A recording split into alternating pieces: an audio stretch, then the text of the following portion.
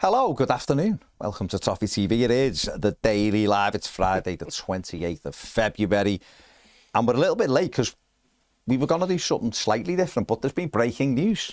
And that is that Kevin Thelwell will leave Everton Football Club this summer. It's probably the worst kept secret, Dave. I think the real suspicions around this sort of came about the minute the Friedkin group come in and there was no announcement Kevin Thelwell's contract was getting extended. So is it a shock to you? Isn't it a shock to you? But, you know, what are your thoughts? I think you quite rightly point out that you know, it's anyone that's outside looking in can see the signs, can't they? Like you say, there was no new contract. There were players that we knew that Kev Thelwell was pushing for in January that all of a sudden kind of disappeared overnight off the shopping list. When David Moyes came to the club, there was no, Thelwell announcing it or being part of that announcement. It was very much the new group, the Friedkin group.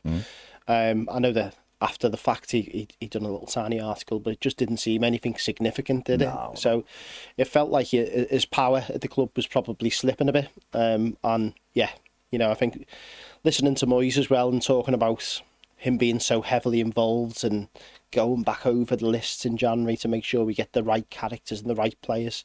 This is all the type of things that you'd assume would already be being done by Kevin Thelwell. So the fact that he felt like he needed to do it again, it's like marking your homework, isn't it? It felt like he was marking Kev Thelwell's homework. He's done all the hard yards getting these. Sorry to use a Dutch quote there. It's just ingrained in us.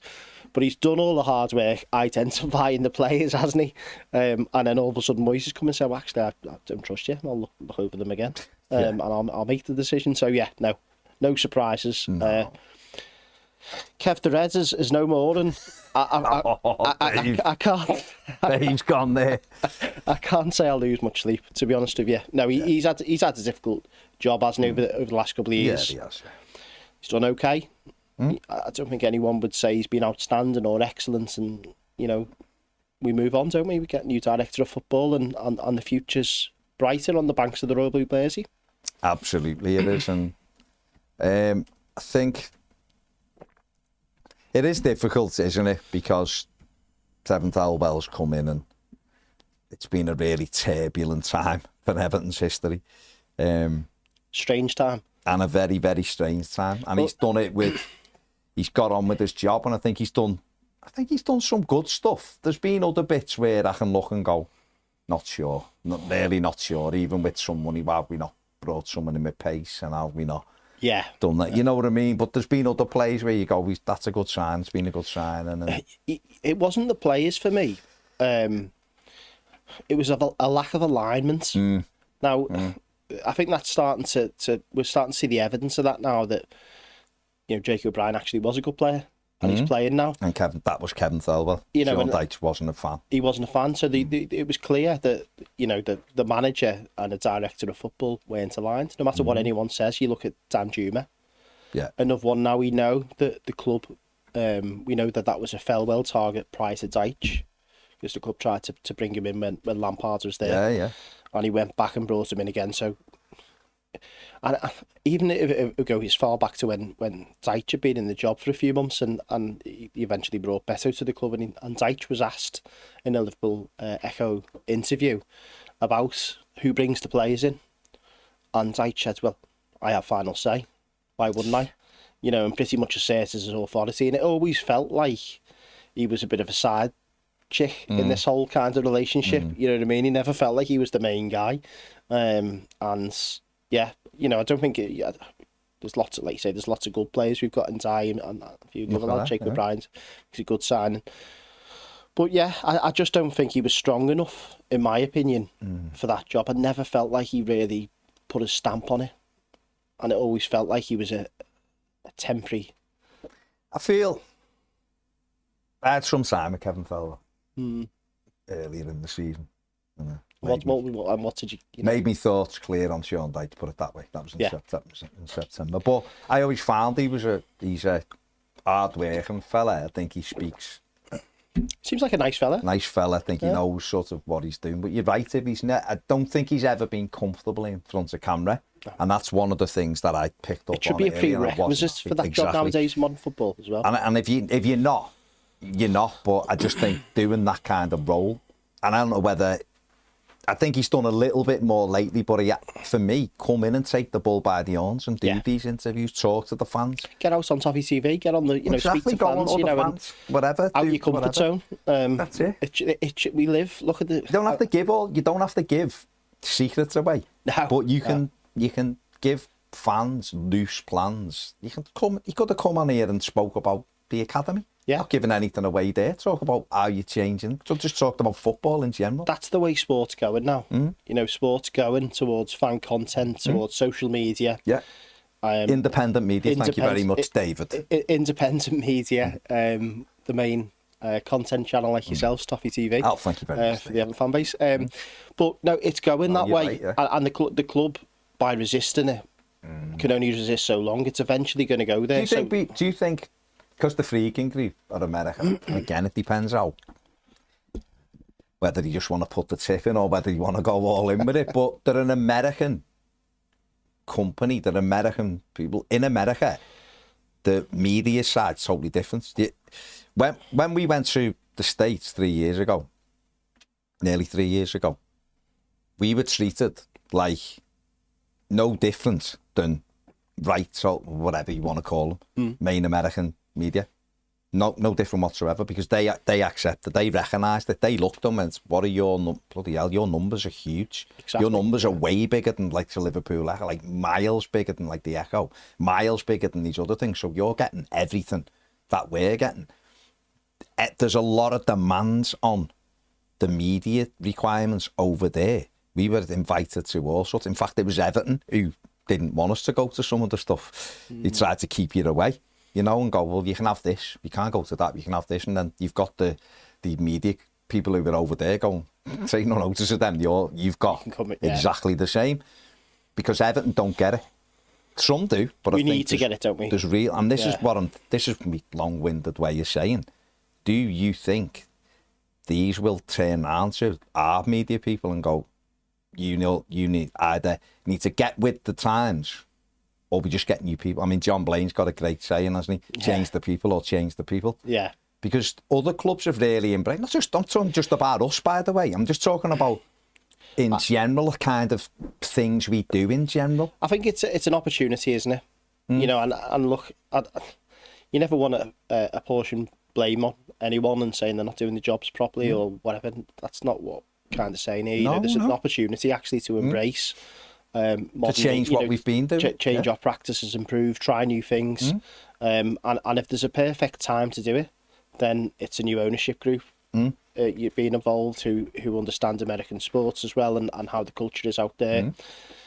We may well have depends on which way they go, have a new director of football. So let's just do it from day one. Now I noticed Moyes was on. Was it what's the Men and Blazers? Men and Blazers. I was very informal. Yeah, the tongue-in-cheek type. And I liked it. I thought, and I think it comes across really well. Comes across well, yeah. And I much prefer that style of engagements, because I think us Evertonians need to feel connected.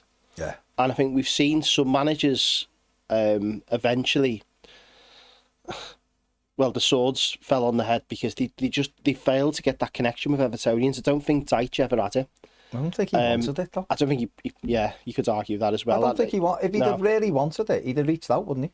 He was, given the opportunity. On the flip side, Frank Lampard's actually fans really connected to him, and fans didn't. Well, he probably ended up staying in the job longer because of the connection that he had. But it's important to be connected to Evertonians. Rafa had a good connection, didn't he? Well, again, you know what I mean. So, Koeman, another one. Just no connection at all. So I think Moyes gets it. He knows the importance of connecting with fans.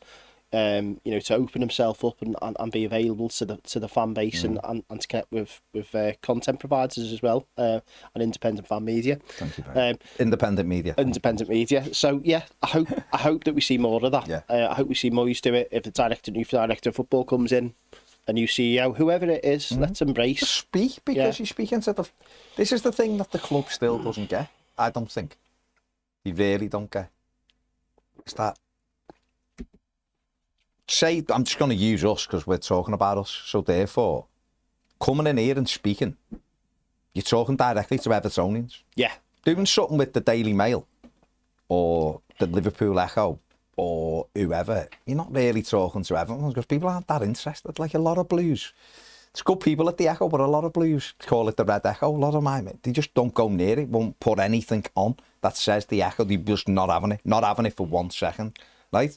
So it'll miss a lot of things. Doing stuff, misplaced for me. Things with Talk Sport and things like that. People aren't interested. But like that Men in Blazers, that was just Rog. He was an Evertonian. Yeah, it was really just good. having a chat to David Moyes. Done one with Beto, which was great. Done one with Tarkovsky. Brilliant. Do more of that. I'm not just talking about us. I'm just saying do more of that anyway. Yeah. But Connection's here, important. you're directly going to the Evertonians. You're directly speaking to supporters. We all want the same thing. We want the best football. So why are clubs, you don't we? cutting it down? Why are you cutting them things down? But you're absolutely right. Whether Everton get a new sporting director, I'm a little bit doubtful on that. Or whether they get... Which way do you think? I think it'll just be head of recruitment because of Moyes. I do. I'm not saying... Short term or long term? Do you think that there's a difference? Do you think it'll just stay that way or... You see, the problem in this country is we don't do sporting directors the way the rest of the world do them. So in Europe, your sporting director is basically your general manager in America. Your head coach works for the sporting director. And when you actually step back and go, how should that work? When you write it down on paper, it makes loads of sense. Yeah. Right?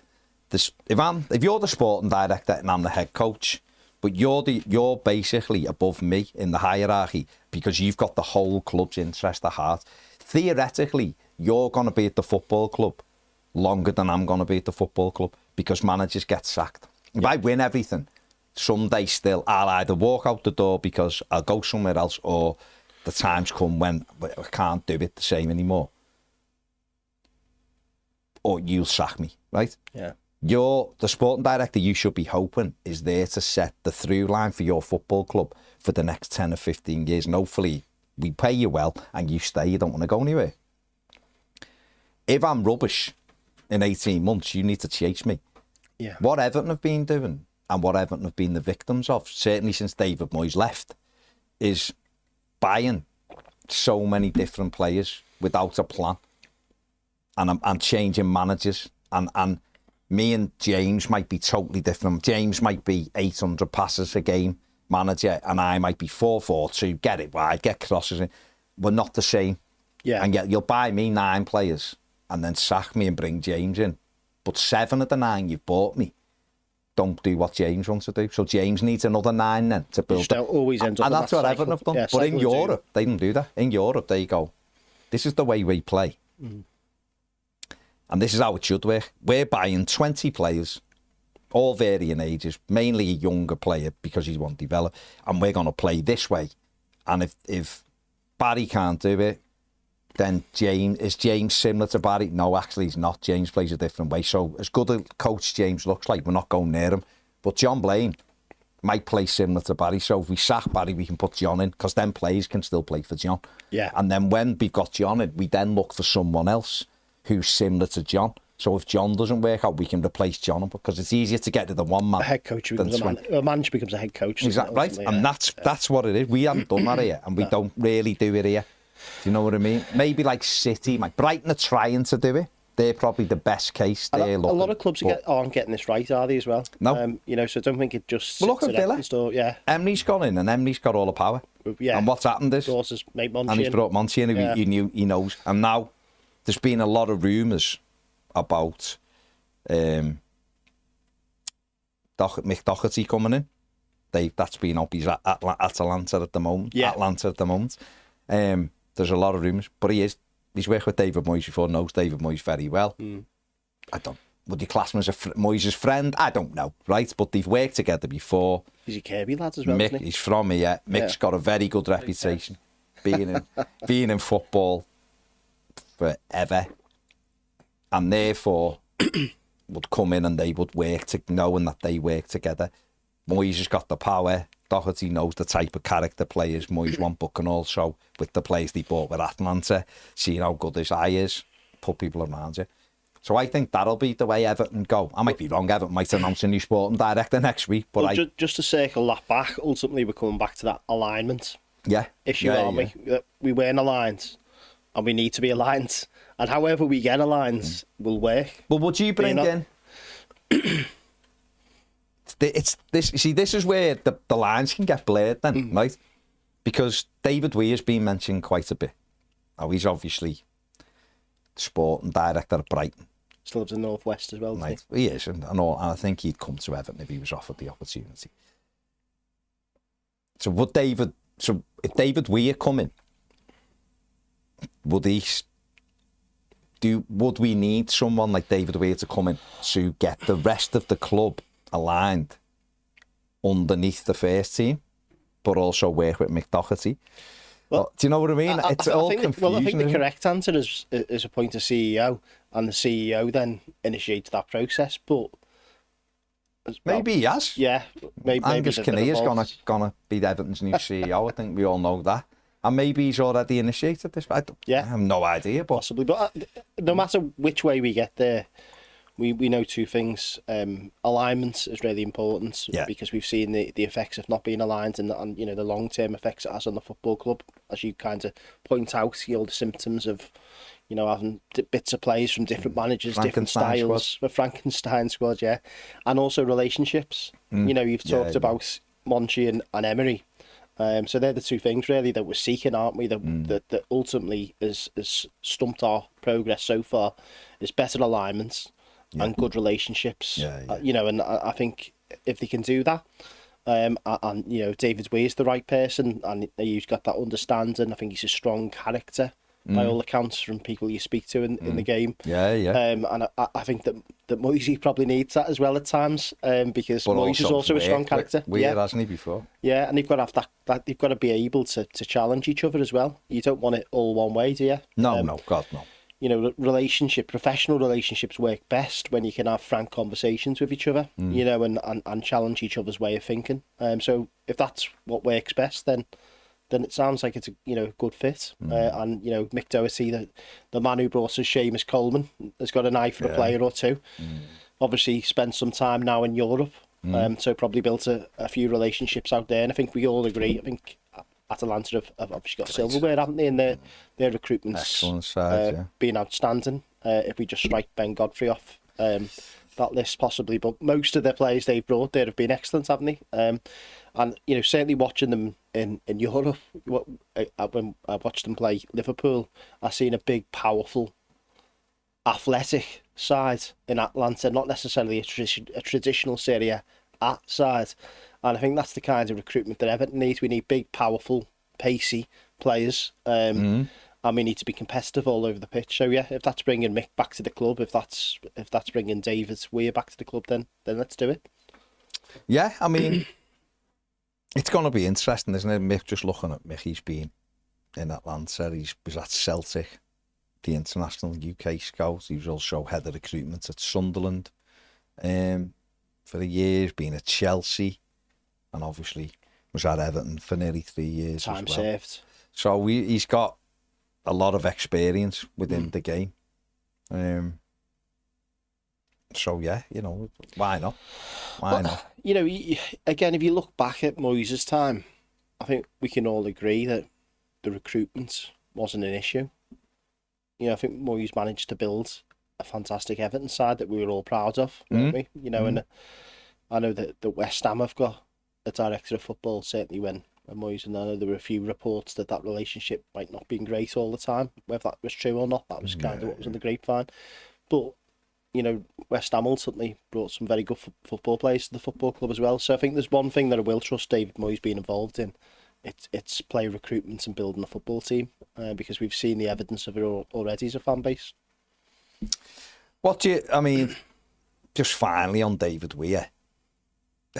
Finally on Kevin Thelwell, what'll be your overriding thoughts then of him going out the door? Nice fella, done an okay job. Seemed to be well intentioned, and can't begrudge him really. He's come in and he's brought some some good players to the football club as well. You know, he leaves us with the likes of Ilman and Dai. I do think once you're on a Kevin Thelwell list, you don't come off it, because he's relentless, isn't he, with some of the targets. But what do you say to people who say, well, he knows what he wants, though? Yeah, that's fair enough. You've got to have courage and your conviction, haven't you? So I'm sure he'll get another job somewhere. People will look at him and say, look, there's always two sides of the story, and I'm sure that Thelwell, I wouldn't question it, will say that he thinks he's done an okay job in a difficult time. So yeah, I wouldn't have any ill feelings at all, rather than the tongue-in-cheek comments before. But honestly, I wouldn't have any ill feelings at all for Kev at all, and you kind of wish him well, wouldn't you, in his future endeavours? So. Absolutely. Onto football matters, like the pitch matters.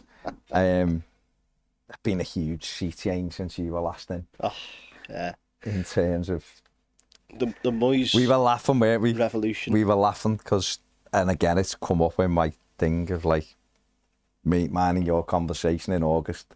The picture of Davey with the glass champagne going, please God, get him in now. If they would have got him in when we were talking about it. Being Europe. Being Europe, yeah. I know what the I'm just looking for the date, because I sent this to our other group this morning saying, look when me and Dave were chatting about this. The phone call, whether we answered or not as well. And all that one. So the 25th of August, that was me, and you were saying, please bring him back ahead now. Of the curve. Ahead of the thing. But obviously, listen, I don't think either of us would have said it would go as well as it's gone since he come in. So what's your take on it all? Well, I think first of all, I think he's done a fantastic job so far. He's not had the ability to bring in a load of players.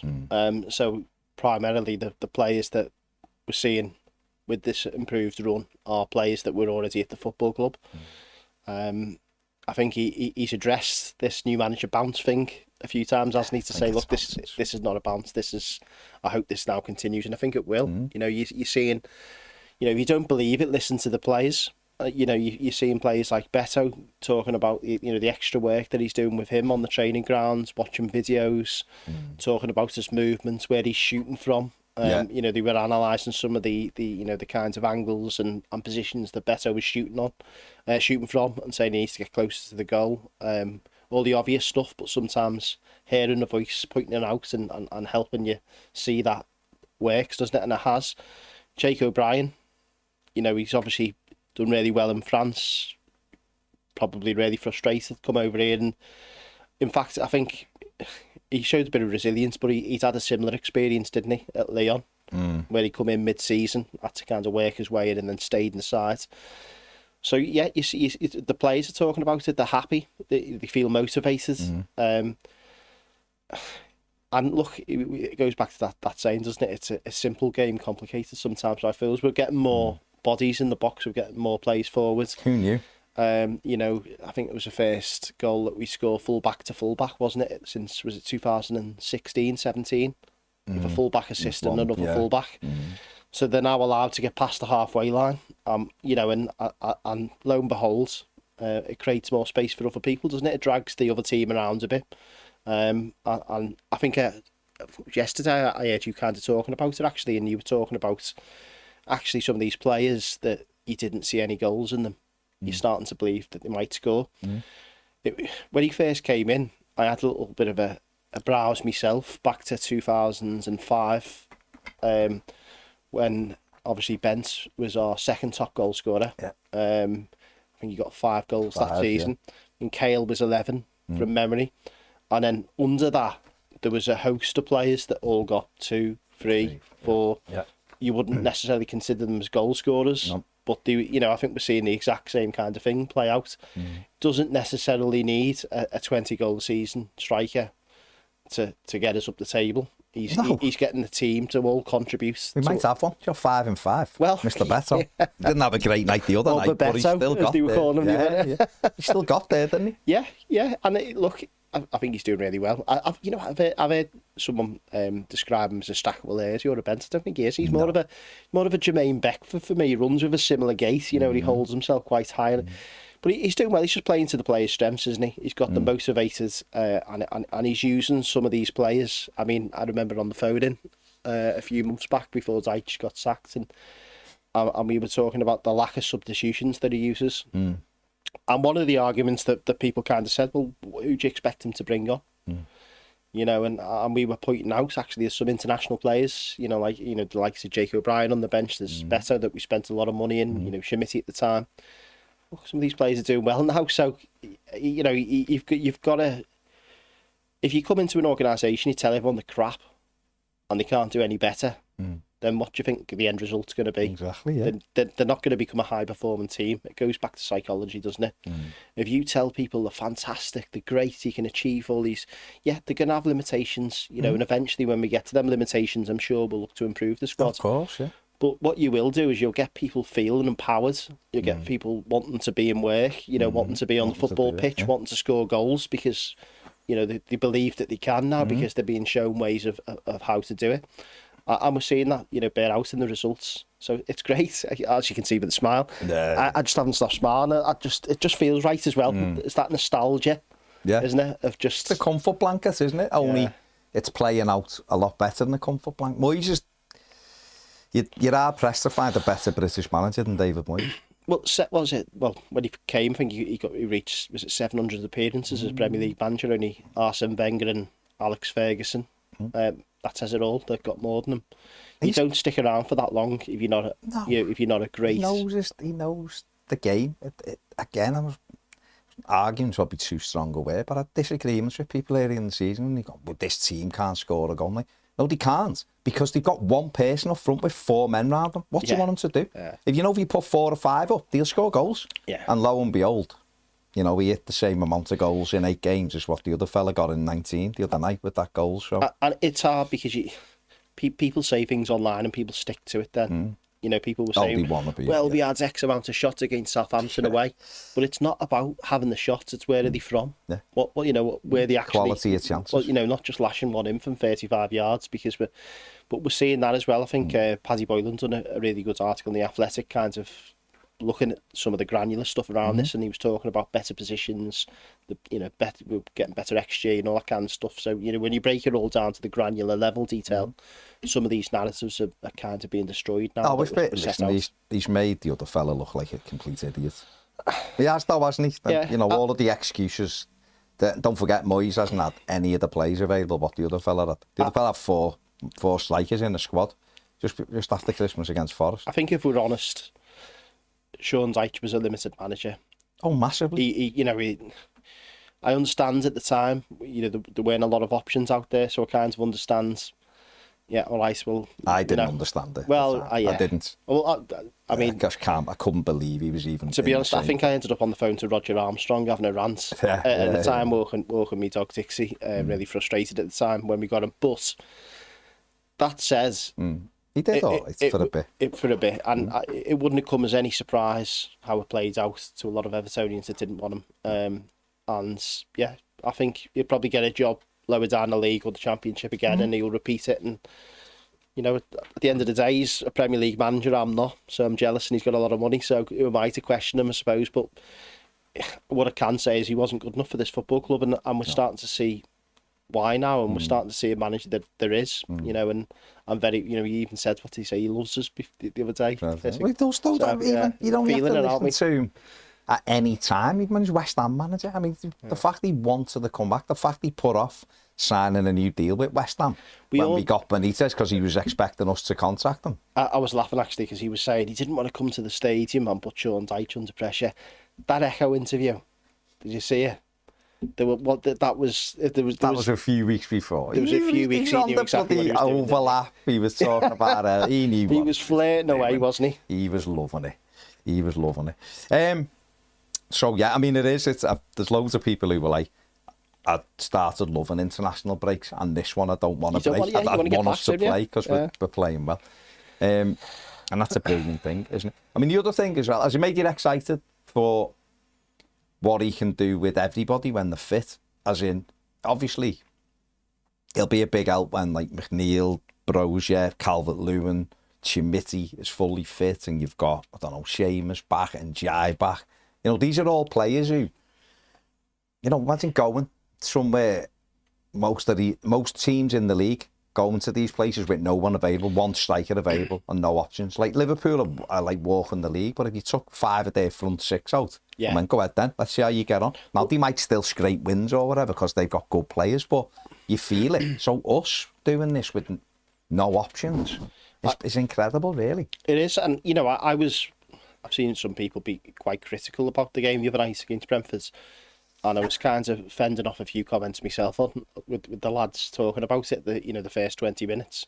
But it felt like to me, it was the perfect. Well, I actually think it was a really good game plan. Roper-dope.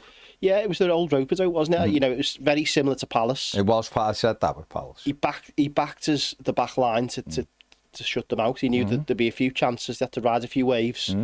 But he knew that we had Alcaraz and Beto up the other end, and we could get them on the chaos. The brothers of chaos. But he knew almost that eventually if we can ride them waves, then we've got a threat going the other way, and that's what we did. We eventually played our way into the game. Yeah. So I was probably in a minority watching the game the other day, not worried, thinking every time they don't. They miss a chance or we get a header clear or Pickford makes a save, then eventually we're going to play our way into the game. Yeah. And you can't play, with such a thin squad, 100 miles an hour, pressing up the pitch every single week with what we've got, as you say, 5 attacking players out at the moment. So I thought that the Brentford game plan, bar a bit of a lapse of concentration, was superb. And we could have scored 2 or 3 goals. I just thought we looked leggy. That was all. I thought the opening 20 minutes wasn't very good, but when you actually go back and watch, and I have rewatched the opening half an hour the other night, they actually didn't do any. They had shot from 30 yards. They had a couple of great runs. O'Brien got roasted at the first 15 minutes by Sharda. Shard, but we got blocks in off crosses and Tarkowski. He looks a good player as well, doesn't he? He is good. He is a good player. We got headers in, got them away, got blocks in. Pickford's not really had anything to do. You backed them, don't you? So you go, all right, that's all you've got. And they punched themselves out then, after half an hour. And for all our limitations as a team, we've had one of the best defences in the league for the last 2 seasons nearly now, in terms of numbers. And fair play to Dyche, he put that defensive thing in. You've got to give him, I'm not his biggest fan, but you've got to give him a little bit of... It would have even been better if Branthwaite would have come in earlier in Jacob. Well, hey... he knew best. Yeah. Well, he sold it, he knew best. I think, listen, the way we're playing, the big thing for me the other night, I said it the other week, it's about performances now. The manager actually talked about this after the game. Yeah. It's like performances all the time, so you know what they're going to give. Me and Ped were saying this the other week. That's where we are now. Perform like you can, and the result will take care of itself. Sometimes it'll be for you, sometimes it'll go against you, but you know what you're getting. The other night, the thing for me that was sort of like, wow, the 94th minute and we are flying forward, trying to win it. And I'm like, we've got a point here. Look at us going to try. Well, I was fully on board with us trying to win it. And I was a little bit, first half, Zach had to go with me because I was fuming when Beto missed the second one. I was like, he has got to score. And he's like, all right, he's done well lately. And I was like, I had to sort of go, yeah, you're right.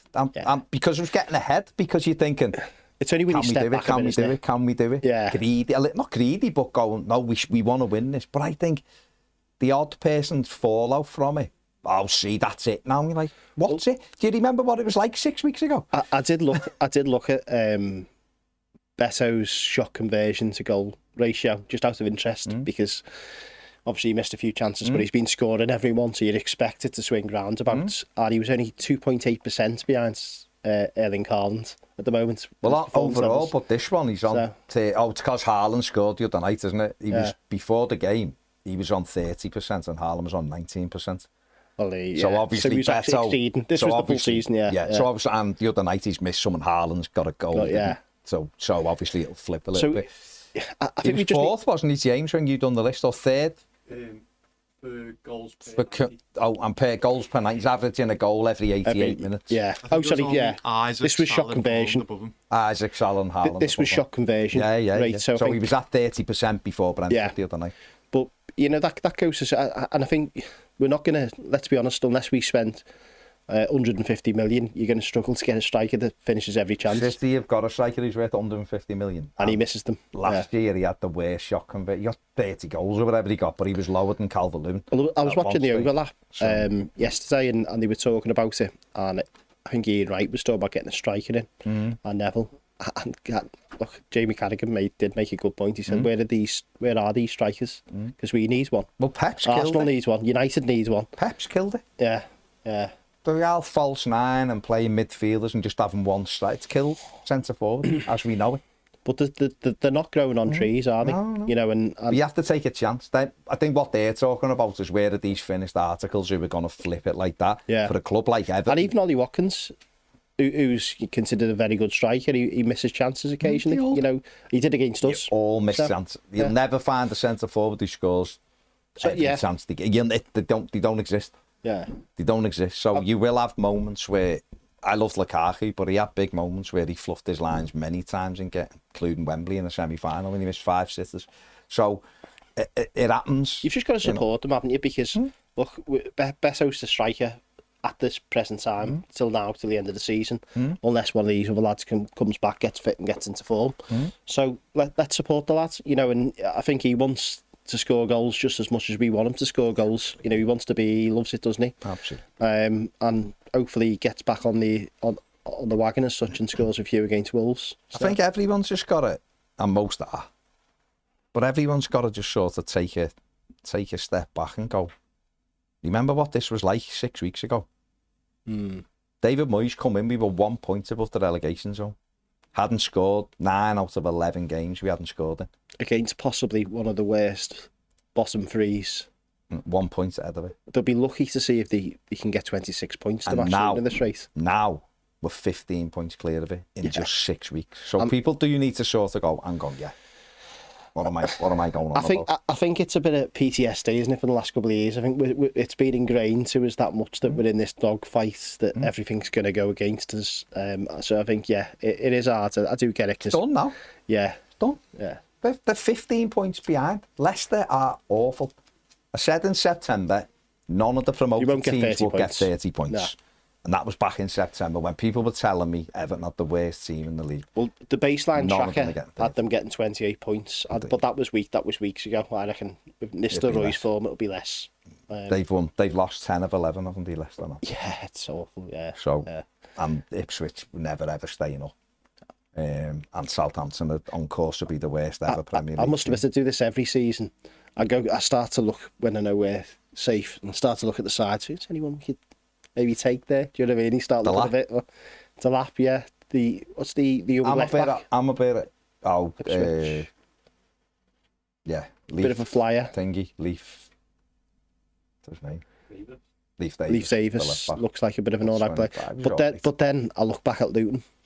Yeah. And there were a few players. Alfie Doherty. Doherty was one, wasn't he? And they look like they're going to get relegated again. Yeah, so they struggled. Well, Barkley went. They lost Barkley and they lost Sammy Thingy, didn't he? Adebayo. A few players would have, a few fans would have said bring him in. Oh yeah, well if you're looking for a battering ram, then he struggled. But he's hardly scored the goals.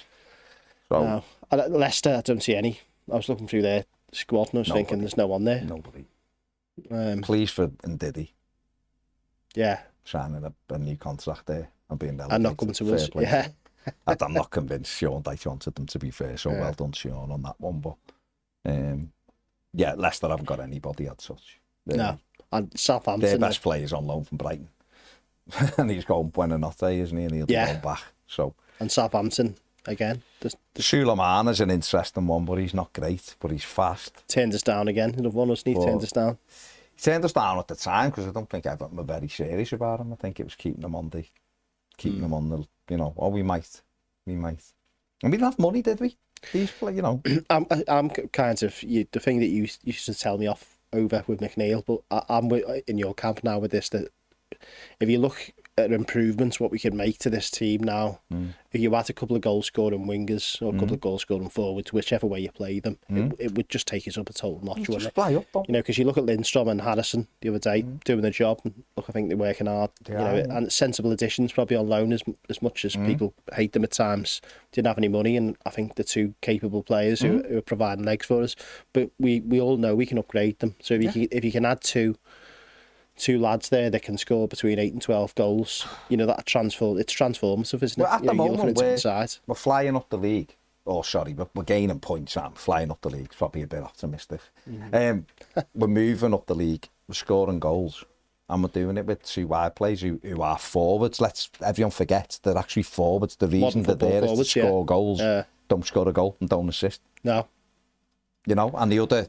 Okay, and Jai's our he's our top scorer, so he's out. So you go, well, we're missing him. People used to go on about Dwight missing him. He didn't score goals, but he still scores more than the other two. Yeah. You know, so if Everton could go and add one on either side, you can get, even if they got 5 goals each, that'd make a huge difference. And you've got Njai there, of course, and then you start looking and you bet and you get another striker. And then a different profile at left back. Someone who flies. I mean, Mikalenko's trying. He was weird the other night. Come out of it with an assist. Was dreadful going forward, like dreadful. 3 times in the first half, he had simple passes in the box and he didn't make any of them. But he kept Mbumo, probably the quietest he's been all season. So within one performance, he can be brilliant defensively, but he's just the other bit isn't what he's known for. And even Moyes had a little sort of goal going, he crossed him into the goalie's arms too many times. If there was ever a Tony Hibbert full back at the football club, it's Vitaly Makalenko, isn't he? You know, and eventually at left back, Hibbert, you know, you look at his assists and his goals. Well, we know the goal situation when he scores with Riot, but you know, he was a steady Eddie. You knew he was going to work hard for you every week. You knew that. You know, not many people skinned him. Not many people skinned him. You got nothing over the half. Good, proper professional football club. Miko's that. And Mikalenko's that for me. And eventually, Moyes upgraded. You know, we got Baines and Coleman, and that was the kind of fullback profile that he wanted. Yeah. And I think that's what you look at here as well. You know, everyone now should be on the list as such to be upgraded. You know, there's no one should be beyond reproach in that side. We say this, like, the only way to improve is your starters become subs. Yeah, and if we get in a place where Mikalenko's your backup, brilliant. Then you no one is dependable. Does a job, but if you want to go to the next level. You know, I mean, the other night we've got Jake O'Brien basically camped in their 6-yard box at times, and you're like, can I have the right back there? You know, like a steam train up and down that right, isn't he? And you know, he had a weird game as well. He got man of the match. He wouldn't have been my man of the match. Yeah. Thought he had the most uncomfortable half an hour he's had. One thing you will give him credit for, but he was really good going the other way. Their offside goal. Did you see his step on that? Yeah. And that was a bit of experience. That he's been brilliant. He recognised, you know, plenty could have got caught napping there, and he quickly got onto that and stepped out. He's been really good. Just the opening sort of 25 minutes, half an hour, Shard to give him a little bit of a skinning, and so did Lewis Potter. But he grew into it. Didn't happen again. Didn't happen second half. I know when he comes up big with the goal. So yeah, it's interesting. Upgrading. It's going to be a really interesting summer. It's going to be an exciting summer, isn't it? I think we can all just sit back and enjoy it. Yeah, you know, and hopefully, I just want a team full of South Americans personally. South Americans, angry Flair. South Americans, yeah. South angry American flair, everything that we love. DP says there's some realistic players out of contract this summer who I think could improve the squad. Tarek Lamptey, Kyle Walker-Peters, Tyrich Mitchell. No. Leave him where he is. Crepin Diatta, big Crepin, talking about it. Me and Piv were talking about him about 4 years ago. Bright, O'Shea, Samuel, all fast and versatile. Something about Lamptey just doesn't tick the boxes for me. Really? I'll be honest with you. We got offered him many with Chelsea. I think he's better at right wing back than but he is. That's Patterson, isn't it? You've had him on a goal. Yeah, is he? You know, honestly, like when they're both fit, do you think he's miles better than Patterson is? He's just a lot quicker. I like Patterson and I want him to be given a go, but the kid can't stay fit. And Lamptey can't defend, can he? Lamptey can't defend is an issue, but he is quick. Don't forget, he was a right winger. Yeah. and then they converted them. I suppose, look, And again, the other week against Forest, that penalty giveaway in the 7-0 was dreadful. we're gonna have to get a few players in for the squad as well as the first 11. But the danger that we have is what we've had this season is that we end up with about 5 right backs and none of them. At the one. You know, we end up with a centre half. What do we do with Patterson? Because we've only got 2 years left. I said in the summer, loan him. I genuinely. Well, what do we do now, though? Loan him with 2 years to go.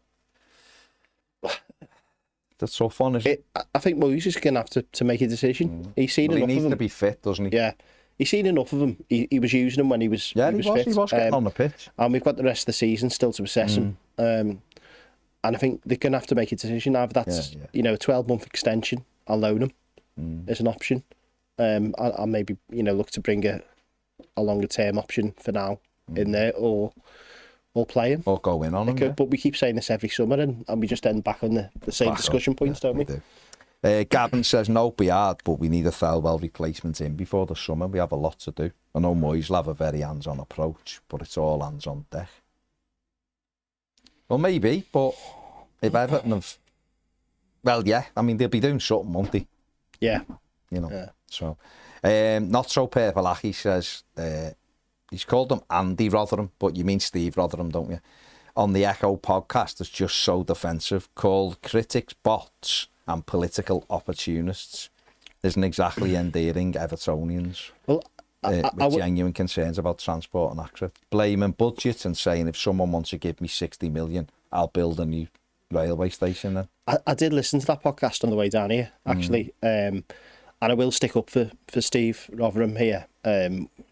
Obviously, I'm elected as a volunteer on Everton Fans Forum, and we wrote quite a stern letter, I think it's fair to say, last week, calling out necessary improvements, and I still think that them improvements we need to see realised, because we've got a world-class stadium there, and we need to make sure that people go into the stadium, firstly, most importantly, are safe. There were some Evertonians reported that they didn't feel like that on the train station and so forth. But we met with Steve yesterday, along with various travel partners and the Combined Authority, and I had slightly a different experience. I found Steve really welcoming of ideas. He thought some of the ideas that we put forward in our open letter, if you haven't seen it already, it's on EFC Fan Forum on Twitter or Blue Sky.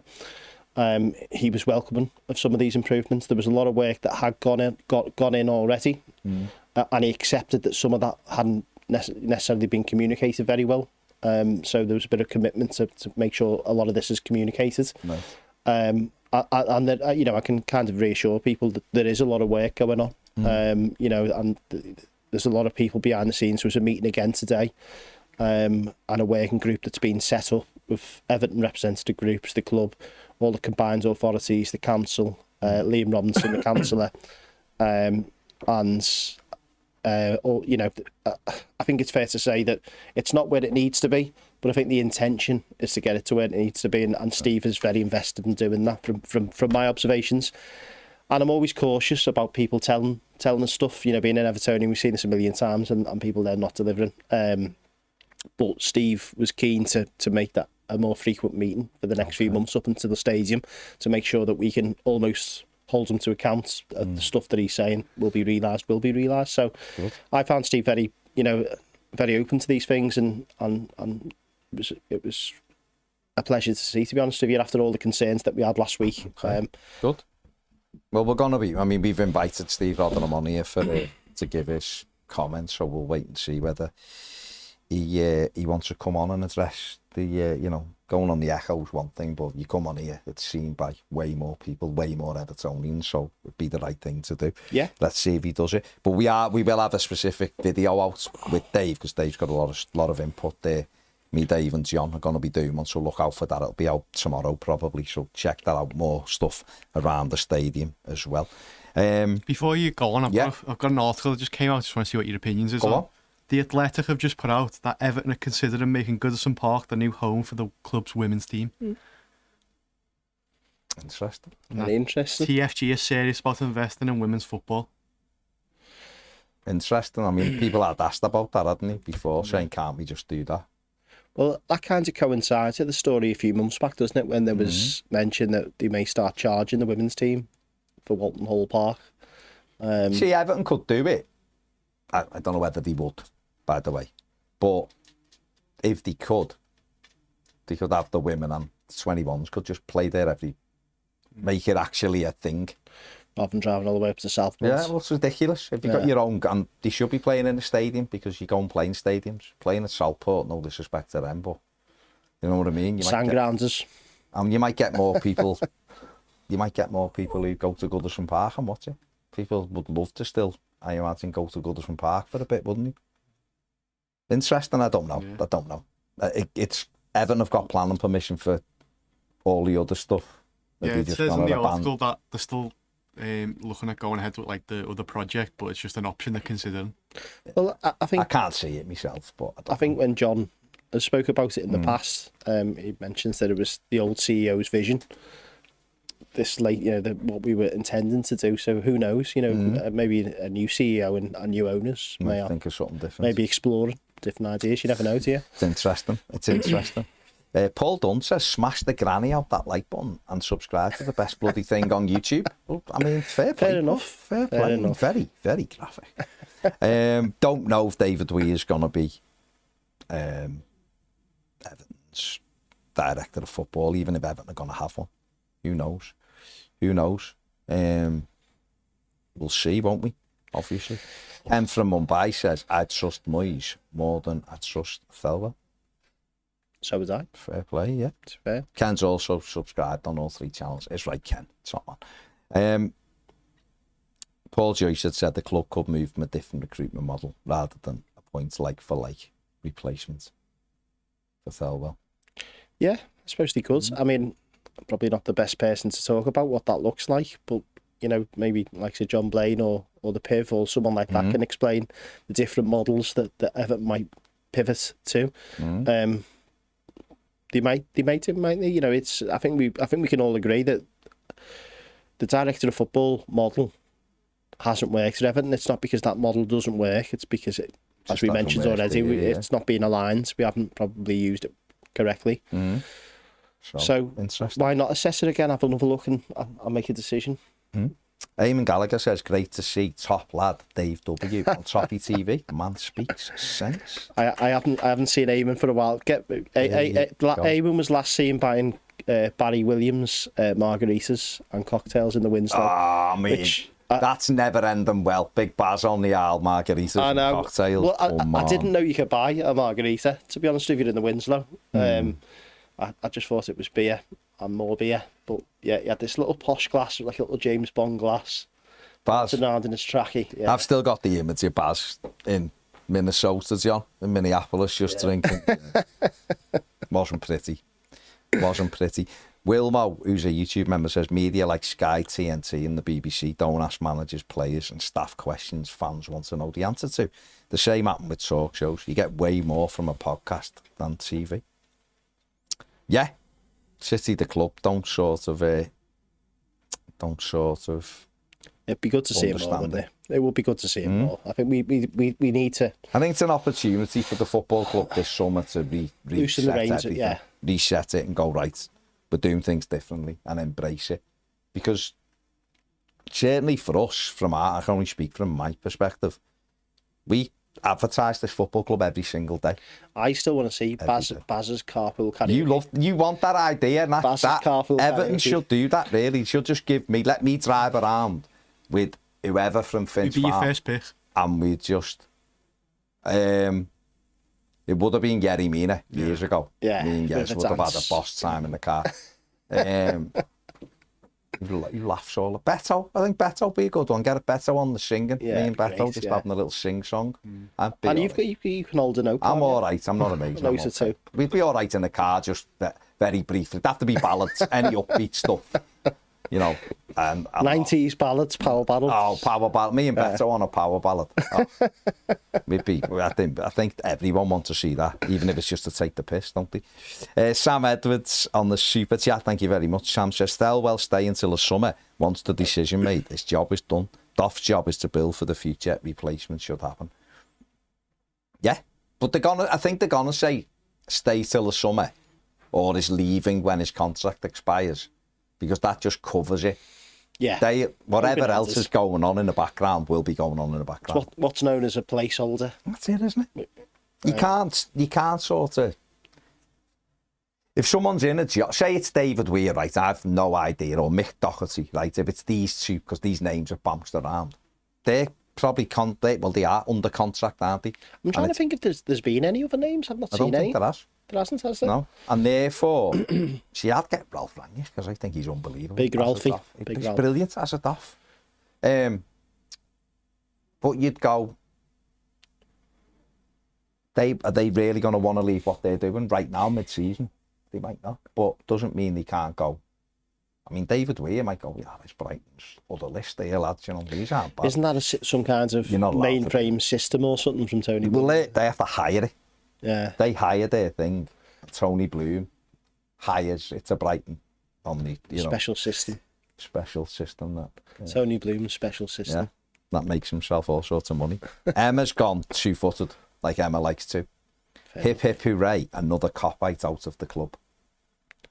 And you can't, that's Emma's opinion, and that's fine. Yeah. Carl says exactly, Emma. Kev, Benitez, Deitch, adios.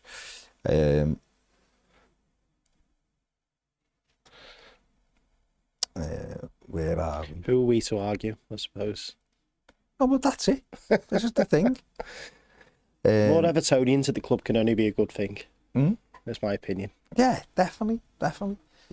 Brian has just said, why slag off the Echo Royal Blue podcast? I didn't slag the Echo Blue Royal Blue podcast off. I said this gets more views than it, which is just a fact at the moment. Hasn't been slagged off.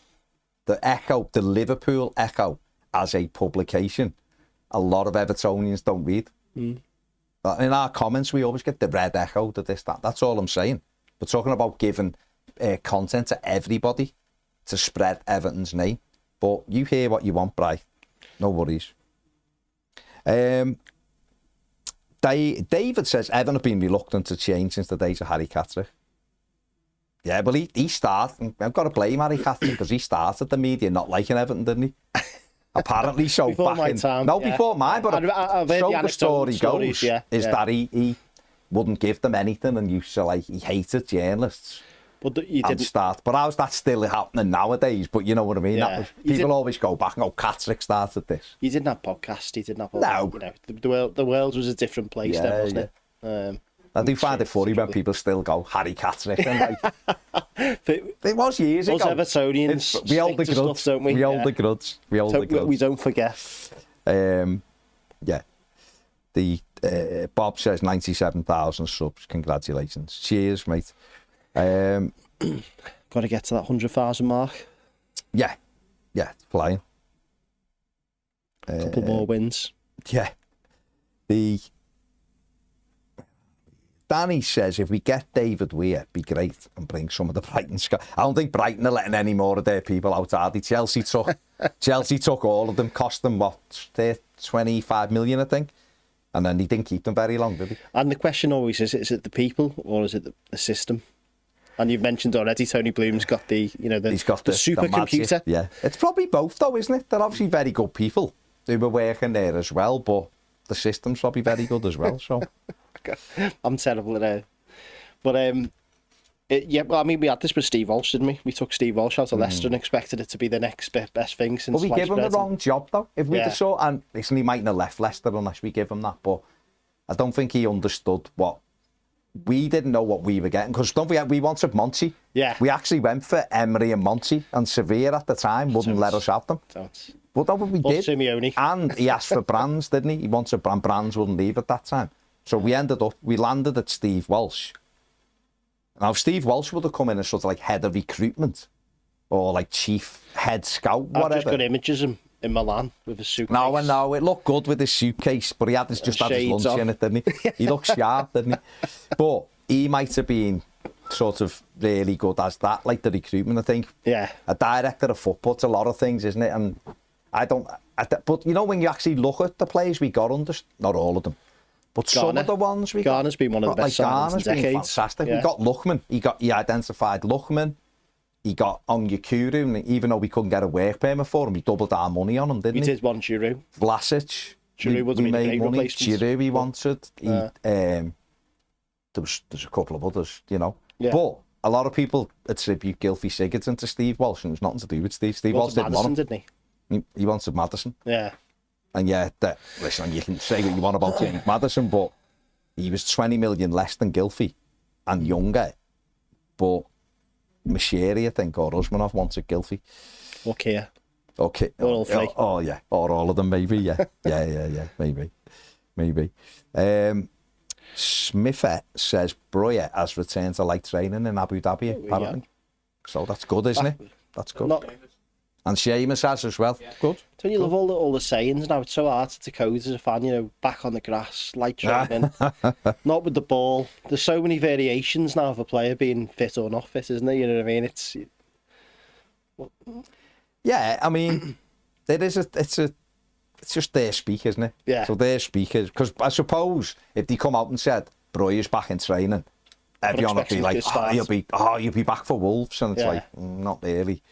I think when like Moyes says like he's back with us today, you can sort of go, okay, he's building that back up then. Wonder how far McNeil is. Yeah, he's kind of... Someone said training on. I don't know where this come from, but apparently in the closed section the other day, Moyes had said like middle of March he'll be back training or something. But I mean, that to me still, we don't know what it was, do we? Very yeah. Seems like still another 2 weeks away, but I mean, you've got to be careful of the knees as well, haven't you? Yeah. Well, you don't want, you can't be like taking any chances with knees, can you? And we're safe now, in my opinion, but we might mathematically be safe by then as well. So that might be a time that you do start to look at it, like you said yesterday, I think it was, when you were talking about the players we might then look at. You know, you like see your Pattersons and players like Chimitis and make decisions on them.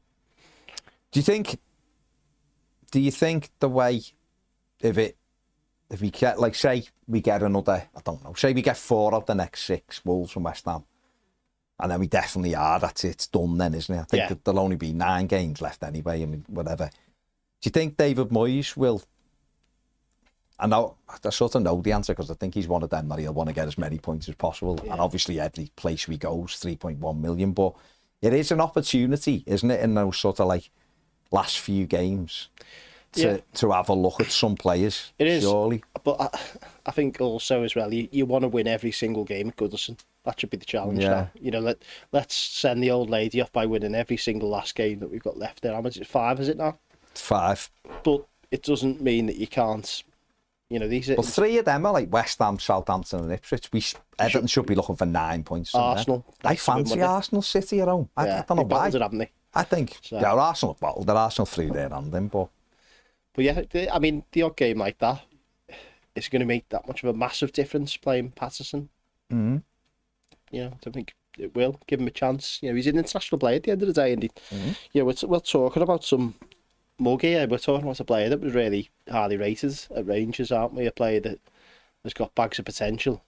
So if he's fit, just give him a few games between the end of the season. Let's see how he gets on. Yeah, it'd be I mean, who would you seriously want to look at? Because Chimiti's one, because I think Chimiti, I think we need to, again, this comes back to numbers and decision making, doesn't it? He needs games of football. So I think he's going to have to make a decision, and this is going to fit into the recruitment in the summer. Are we going to load him out and that brings an extra forward in, or do we keep him as the third striker? I was going to say, where do you see it? Because we've got, obviously, when you look at it, we've got Calvert-Lewin. I think he'll go. I don't know about you. He looks like he's gone, doesn't he? So Beto, I think he'll stay next. I think I don't know, but I imagine if he carries on putting the ball in the net, he's proved he can score goals in the Premier League. Why would you let that out the door when you don't need to? Yeah. Doesn't mean you don't go and look for a better centre forward as well. But, and the problem is as well, the book value for him. We're not really going to get amazing money for him. well and above his book value. I mean, fair enough. If someone comes in and offers 35 million for him, which is just not going to happen. So but we can't. You probably break even on him. Yeah. And I mean, what's the point? If you know this fella now is showing you that he can hit double figures over the course of a full season in the Premier League. Then why lose out the squad? Just bring in someone else that can, has the potential to score 10, 15 goals. And you've got 2 lads then, haven't you? And then potentially then you've got a young player behind them, whether that's Schmidt or they loan Schmidt out. But you want, every single position, we want at least 2 very good options, don't we? And certainly, I think forwards, you'd always need an extra one, don't you? It is tricky, isn't it? Because they are big decisions. Like, in an ideal world, you'd like Schmidt to be part of that squad, but the lad come in, he hadn't played that much of Sporting. Yeah. Last year, he was used sparingly, wasn't he? He got on like a few games and then he didn't see him, then he was back on, and then he started against, I think it was Brentford at home he started, didn't he? It was the only start he had. Yeah. And then it was like he looked sharp early on in pre-season, then he got injured, and it's going to be March before. You might force his hand as well, though. That's the problem, isn't it? I'm sure the lads wants to play football. So if you leave him as the fair choice striker for another season, he's probably thinking, I'm a professional football player. I want to get minutes. I want to play. You'd hope that's how they're feeling and thinking anyway. So at his age, I do think that you need to have a look at him, and assess whether he can challenge and be that number 2 striker to Beto. I don't think that'll be the case. So I think we need to bring in another 9 to the football club in the summer. And I do think one of them wide forward options should be like a Richarlison type mould, who can play on the wing. And get Richarlison back? Well, no, I'm not. Well, yeah, I'm not going to start that again online after everyone saying stop bringing players back. But we need that type of mould, don't we? A player that can play in 3-4 positions. The more versatile players that we can get in the squad, then the better. So we can get a wide forwards who can also play through the centre. I mean, Liverpool have been doing it, haven't they? They've been playing Diaz through the centre. Arsenal have had to do it.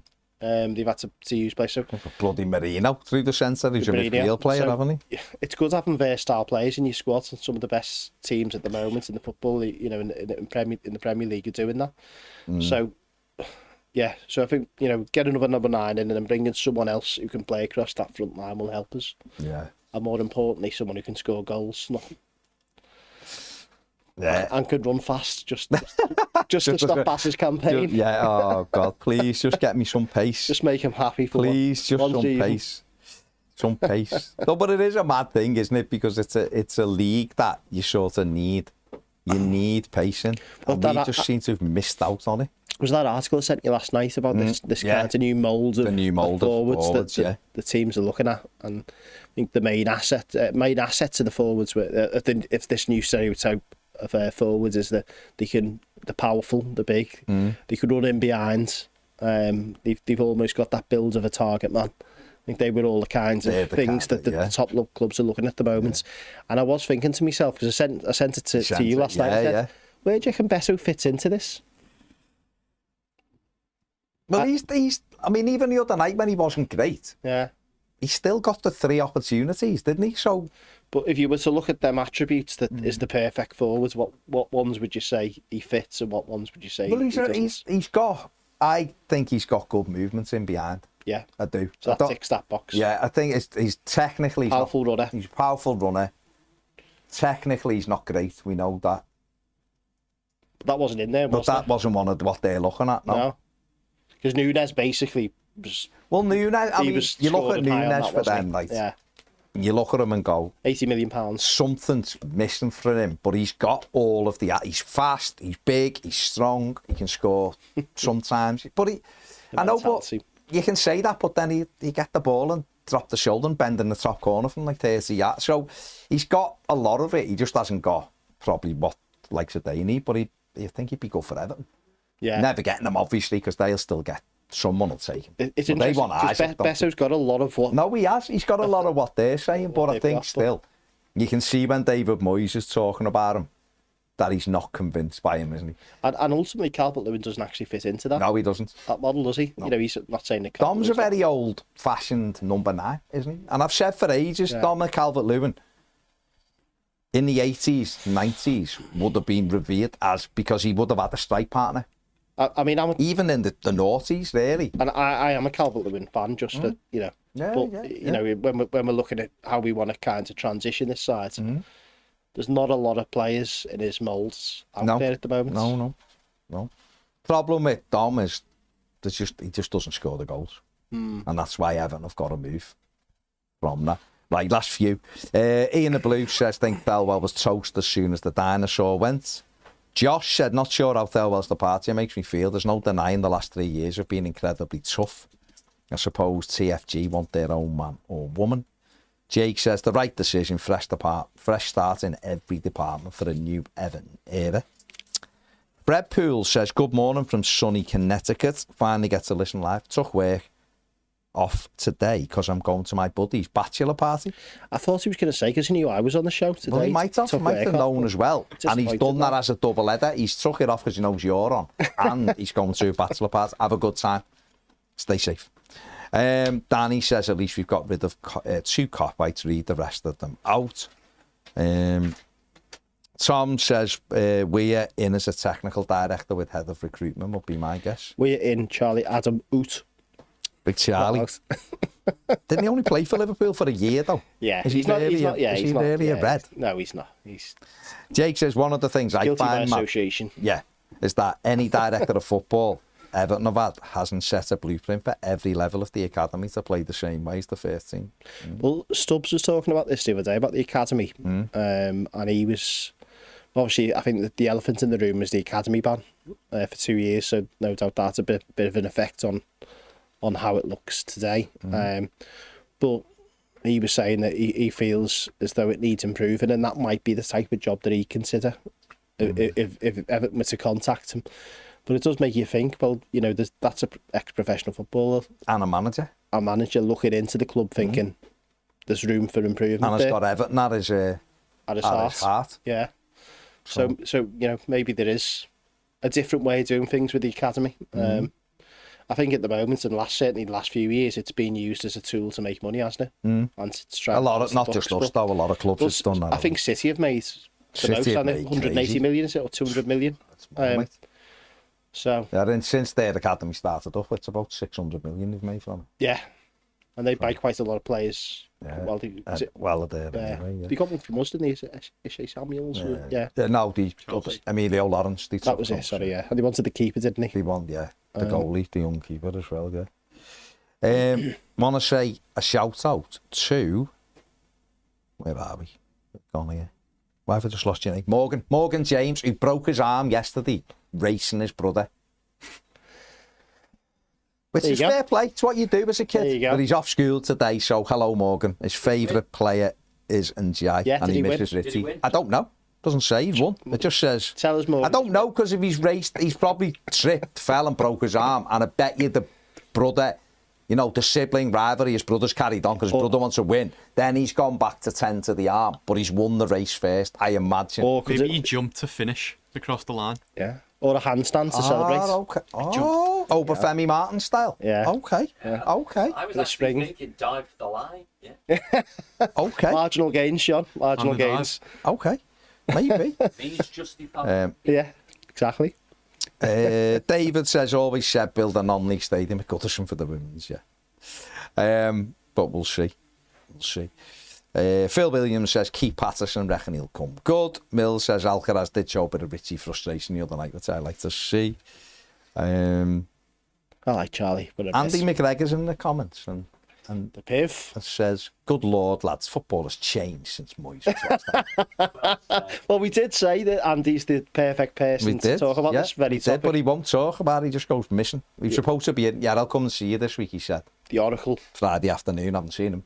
So, if there's a man to talk about director of football and academies, it's the Piv. And recruitment, to be fair as well. All things football. Yeah, absolutely. In fact, Piv, get in touch with them. Yeah. That's what I'd say. Who needs Tony Bloom's computer when we've got the Piv? Got the Piv's computer. Yeah. Love it. Why not? Do it. Do it all. Do it all. Piv supercomputer. It's market insights. Let's give it to... Yeah. Let's give it to everybody, yeah. Right, last ones. Yeah. I was thinking that was the Ped's obviously in the comments because he's hammering the piv. Is he better now? I don't think he's better now. He's on the mend, like. Yeah. John McCulloch says saying Charlie Adams a red would be like saying Davy Klaassen is a blue. Davy Klaassen might be a blue. He might be, mightn't he? Yeah. I mean, there is rumours, and it is, I stress, it There's is. blue and white undies. That wasn't the rumour I was going to say, Dave. There is sort of rumours that John Heitinger's leaving Liverpool in the summer and going to Everton. Was there? No, this summer, coming. And Liverpool are on the lookout for another coach. I don't know whether that's real or it isn't real, but that has done the rounds. Obviously, with Moyes at West Ham, wasn't he? That's spread it. Be leaving a Premier League winning team to come to Everton. I don't know. Who knows? Wouldn't blame him. But Moyes has said, though, hadn't he? He's going to be reassessing the structure. all the structure of it this summer. So Charlie Adams out. Johnny Heitinga in. Who knows? And Ped said Steve Kelly and Klaassen go to Turkey together for the hair. There you go. There you go. Exclusive. I don't know. Steve Kelly's got great hair. I'm not sure if he's... I'd say Steve Kelly's got a good barnet, hasn't he? I don't think Steve's had a hair transplant. No. Ped, what are you having a go at? Austin. Hello, Austin. He was in the studio the other day. This afternoon, gents. Heading back to the States today. Thanks again for having me in the studio. I think I caught what Baz gave everyone. Wasn't me. Ped. You were sat at Ped's mic. Am I going to get sick now? Because of it on Ped's mic? Thing either. There you go. It's been properly sanitised and disinfected. Proper stuff, that as well. C11. After Austin left, it was. I'm still trying to dodge you. James was trying to dodge you. Go. There you go. You've got the mountain gear on now, so you'd be all right. Ready to cope with it. Yeah, it's all good. Right, we are going. Thank you, everyone who's joined us, subscribed, commented.